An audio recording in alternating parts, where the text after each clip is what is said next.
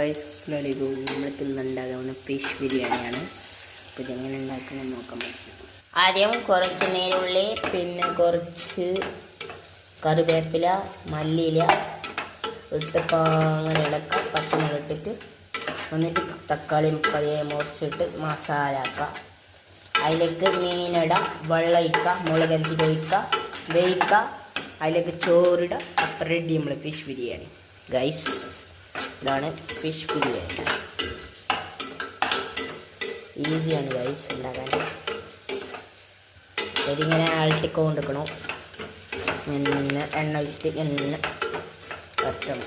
കായ്ക്കണം. നീരുള്ളി കുറച്ച് തക്കാളി ഇട്ടിട്ട് വാട്ടണം. ഇത് മുറിഞ്ഞുകൊണ്ട് വരുന്നത് ഗൈസ്.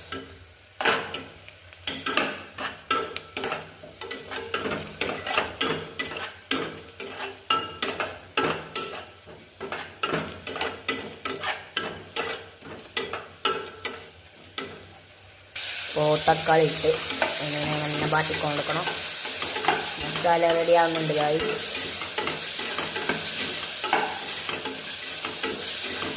തക്കാളി ഇങ്ങനെ വാട്ടാം. നമുക്ക്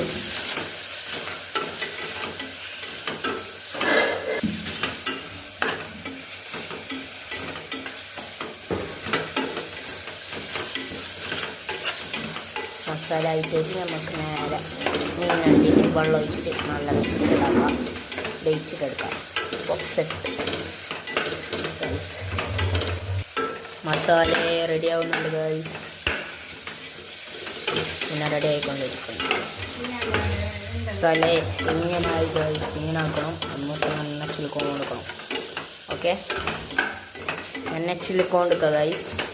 മസാല കുറച്ചും കാശ്മീരി മുളക്, പിന്നെ ജീരകം പൊടിച്ചത്, കുറച്ച് മഞ്ഞൾപ്പൊടി, ഉപ്പ്, ചെറുപീഞ്ഞിട്ട് മിക്സ് ആക്കുക. ചെറുപീഞ്ഞ വെള്ളം, പിന്നെ കുറച്ച് മഞ്ഞൾപ്പൊടി, ഉപ്പ്, അങ്ങനെ എല്ലാം മിക്സ് ആക്കി ഇങ്ങനെ മസാല ഇങ്ങനെ ആക്കുക ഗൈസ്. ഉപ്പ്, മഞ്ഞൾപ്പൊടി, ജീരകം പൊടിച്ചത്, കാശ്മീരി മുളക് ഇട്ട് നല്ല പാങ്ങനെ ഇങ്ങനെ മസാല ആക്കുക. എണ്ണയിലേക്ക് മീനിട്ട് വേവിച്ചിട്ടെടുക്കാം. ഇങ്ങനെ ഇട്ട് മസാല എന്നെ ചുള്ള ഗൈസ്. കുറച്ച് വറുത്ത മുളകും കൂടി ഇടാം. കുറച്ച് വറുത്ത മുളക്, കുറച്ച് വെള്ളമൊട്ടിട്ട് ഇങ്ങനെ കുറച്ച് വെള്ളം ഇങ്ങനെ ഇട്ടിട്ട് മിക്സ് ആക്കാം മസാല. അപ്പം എല്ലാം കൂടിയിട്ട് നല്ല മസാല. അതിലേക്ക് മീനിട്ടിട്ട് വേവിച്ചിട്ടെടുക്കാം. എന്നിട്ട് ഇതിലേക്ക് അരി ഇട്ടിട്ട് അരി ഇടാം. ഓക്കെ, ഉപ്പ് തേങ്ങ നോക്കിയിട്ട് കുറച്ച്